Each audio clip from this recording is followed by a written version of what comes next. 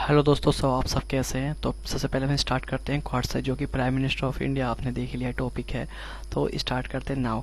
Okay, केवल वो जो निर्धन चलते रहते हैं, बदले में मीठा फल पाते हैं। सूरज की अटलता को देखो तो प्रगतिशील, वो लगातार चलने वाला, कभी ठहरने वाला नहीं। इसलिए बढ़ते रहो, इसलिए बढ़ते रहो। This is the famous line for our prime minister of India. So मैंने यहाँ प्राइम मिनिस्टर क्यों लिखा है, जैसे कि आप सबको पता ही है कि इंडिया के अंदर दो दो टर्म हो चुके हैं प्रधानमंत्री मोदी साहब को, मतलब कि अपनी रेगुलेशन की पॉलिसी को अपनाते हुए। तो हम जो स्टार्ट करने जा रहे हैं बहुत ही फेमस, जो मैं आपको बता देना चाहता हूँ। काफ़ी सारे स्टूडेंट की क्वेरीज रहती है कि सर ये बता दिए कि मतलब कि प्राइम मिनिस्टर ऑफ इंडिया जो है, या कहीं की प्राइम मिनिस्टर उनकी एज क्या लेते हैं, लिमिटेड क्या है। मतलब जैसे कि अभी देखा था आप सभी ने, मतलब कि बराक ओबामा थे, बराक ओबामा ने 2 टर्म तक रहे थे, तीसरे टर्म में वो नहीं है। उन्होंने अपनी गद्दी छोड़नी पड़ती, कोई भी हो प्रेसिडेंट, मतलब अमेरिका के अंदर, यूएसए में, उसे अपनी गद्दी छोड़नी पड़ती है। ये वहाँ का रूल एंड रेगुलेशन है, मगर इंडिया के अंदर रूल और रेगुलेशन बिल्कुल नहीं है। आइए किस हिसाब से मैं आपको समझाता हूँ इसके अंदर। ओके, मैं आपको कॉन्स्टिट्यूशनल पॉइंट ऑफ बताने की कोशिश करूँगा, वैसे बताने की कोशिश करूँगा। चलो पहले तो आप ये समझ लीजिए, गवर्नर भी इंडिया में प्राइम मिनिस्टर के लिए अप्लाई कर सकता है, बट उसके लिए क्या होना चाहिए, वो एक सिटीजन होना चाहिए, we are member of the parliament. कोई भी हो, पार्लियामेंट का मेंबर, मतलब लोकसभा हो चाहे राज्यसभा हो, मतलब कि कोई भी, अगर मैं हूँ या आप हो, 25 साल की एज हो गई आपकी, आप अगर मेंबर ऑफ पार्लियामेंट बनते हैं, मेंबर ऑफ पार्लियामेंट लोकसभा में या राज्यसभा में। और मैं आपको बता दूँ छोटी सी पहले एक बात, फिर आप कन्फ्यूजन हो जाएंगे। 25 साल की जो एज है वो है लोकसभा के अंदर, ओके। और 30 ईयर की एज जो है वो है राज्यसभा के अंदर। ये आप समझ लीजिए, दिमाग में अपने बिठा लीजिएगा, ओके। तो इसमें क्या होता है कि 25 साल की ये जो 30 साल की 30 ईयर की 30 ईयर में क्या होता है, सारे नोबल नोबल पीस माइंडेड बैठते हैं, मतलब कि सारे इंटेलेक्चुअल माइंडेड होते हैं, जो कि गाइड करते हैं कि हमारे पार्लियामेंट को इस तरह से चलना चाहिए। इसलिए 30 ईयर्स मतलब 5 ईयर का उन्होंने लेटर पीरियड उन्होंने रखा है, ओके। मगर 25 ईयर का क्या है इसमें, मतलब ये है कि हम 18 ईयर में तो अपना वोट डालने के रहते हैं, तो हम क्या होता है, हम ये यूथ बन जाते हैं। यूथ जब बनते हैं तो आफ्टर 6 या आफ्टर 7 ईयर तो हम काफ़ी मैच्योर हो जाते हैं। तो उसमें क्या होता है, 25 ईयर के ओल्ड में हम काफ़ी सारे अपने अच्छे डिसीजन अपने ले सकते हैं, खुद ब खुद। तो डिसीजन ले सकते हैं, तो हम मेंबर ऑफ पार्लियामेंट का इलेक्शन लड़ सकते हैं, मतलब मेंबर ऑफ लोकसभा का हम इलेक्शन लड़ सकते हैं, ओके। अगर आपकी एज 25 ईयर है तो ये क्या है, मिनिमम एज, मगर कोई भी से प्रोविज़न नहीं है। ये कोई प्रोविज़न नहीं है कि आप कब रिटायरमेंट होगी। रिटायरमेंट कोई एज ही नहीं है, आपको बताता हूँ। ओके, देखिए, in India there is no retirement fix for, okay. India के अंदर कोई रिटायरमेंट एज ही नहीं है। अवश्य इंडिया के अंदर क्या मिनिमम एज लिख दी है, इतनी है।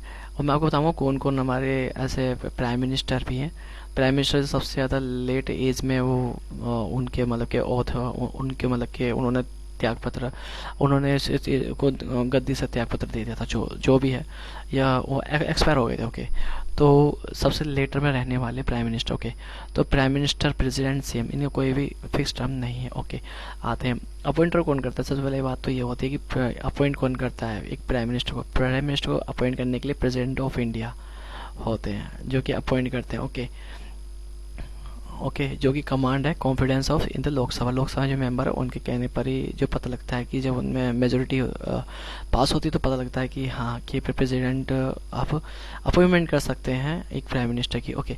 इससे पहले आपको दिखाना चाहता हूँ कुछ और भी चीज़, जैसे कि आप देख रहे हैं प्राइम मिनिस्टर मोदी साहब, ये 2 टर्म के लिए बन चुके हैं, ओके। ये तीसरे टर्म में, चौथे टर्म में, 5वें टर्म पे, अगर इनकी सेहत अच्छी रहती है, इनका अगर इनका माइंड अच्छे से कंट्रोल कर सकता है तो, और ये अगर एक योग्य इंसान है, भी है सिटीजन ऑफ इंडिया, तो ये मैं कहूँ 10-12 बार भी बन सकते हैं, ओके। जब तक इनकी एज है, जब इनकी लाइफ है, ओके, लाइफ है जब तक। और चलो मैं आपको ये बता देना चाहता हूँ कि इसमें कौन कौन से हैं जो सबसे oldest serving prime minister of India. तो मिस्टर मोरारजी देसाई, जो 81 ईयर ओल्ड में ईयर ओल्ड के मेंबर ऑफ पार्लियामेंट में सदस्य रहे थे, okay. The oldest member of the parliament the rising Keishing 94, he died at अगस्त 2017। भाई this is a very important चीज यार, मतलब 94 तक के मेंबर ऑफ पार्लियामेंट के अंदर बंदे हैं, मतलब कि कितने सारे लोग हैं जो कि एज पार कर देते हैं 1994, मतलब कितने देखा जाए तो 81 ईयर के, मतलब क्या प्राइम मिनिस्टर ऑफ इंडिया यार, मिस्टर ऑफ मोरारजी देसाई साहब 81 ईयर ओल्ड में थे। अब बताओ 60 ईयर, 64 या 65 ईयर तक तो रिटायरमेंट हो जाती है इंडिया के अंदर, बट ऐसा कुछ नहीं, क्योंकि ये पब्लिक की चॉइसेस होती है। पब्लिक की चॉइसेस है कि कितने टाइम तक उन्हें, कितने डेकेड तक उन्हें अपने उनको उसी पर राज करवाना चाहती है, क्योंकि क्योंकि वो, ओके। आइए तो एक बात और देख लेते हैं इन इंडिया। ओके, तो in India prime minister must the member of parliament either Lok Sabha and Rajya Sabha. मैंने आपको बता दिया, नहीं कोई भी प्राइम मिनिस्टर हो या कुछ भी हो, आपको लोकसभा या राज्यसभा का मेंबर बनना ही होता है। In Indian constitution only minimum age of parliament, मतलब कि इन कॉन्स्टिट्यूशन देख रहे हो, कॉन्स्टिट्यूशन के अंदर क्या डिफाइन कर रखा है। आप सीधा मैं कॉन्स्टिट्यूशन का हवाला इसमें दे रहा हूँ। कॉन्स्टिट्यूशन के अंदर मिनिमम एज दे रखी है, only one member are the defined. Okay, limit minimum age the member are defined, so technical there is no retirement age of PM post of India. इसमें कोई भी रिटायरमेंट की एज नहीं है। मैं आपको फिर दोबारा कंफर्म करना चाहता हूँ, इंडिया के अंदर प्राइम मिनिस्टर कितनी बार भी बन सकता है, रिटायरमेंट एज नहीं है बिल्कुल भी। आप चाहे 10 बार बनाए 20 बार बनाए, अगर वो योग्य है तो ओके, अंडर लाइफ। ओके, तो ये मैंने पॉइंट आपके साथ बता दिया, कुछ पॉइंट और रह गए हैं, मैं आपको बता देता हूँ। ओके, ये टर्म लेंथ कितनी है। ओके देखो, फिर दोबारा से वही चीज़ आ गई, at the pleasure of the president Lok Sabha in the term in the 5 year unless dissolve the sooner no term the limited specification. Okay, इसमें क्या था, 5 साल से पहले, 5 साल से पहले अगर सरकार मेजोरिटी में नहीं है तो डिसॉल्व हो सकती है, प्राइम मिनिस्टर ऑफ इंडिया हट सकते हैं, कोई भी हो एटीजेड।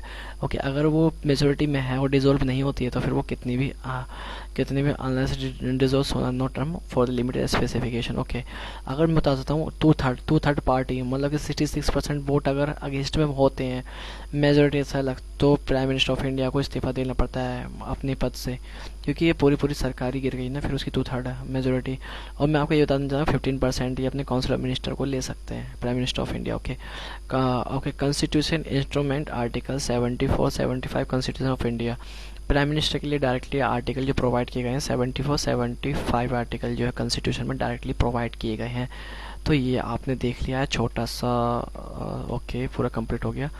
ओके, छोटा सा ये जो था मैंने सब बताने की आपको बिल्कुल कोशिश की है, प्राइम मिनिस्टर ऑफ इंडिया कितनी बारी बन सकते हैं। Okay, thank you for view my videos. So अगर आपको अच्छी लगी तो please share and subscribe. Thank you.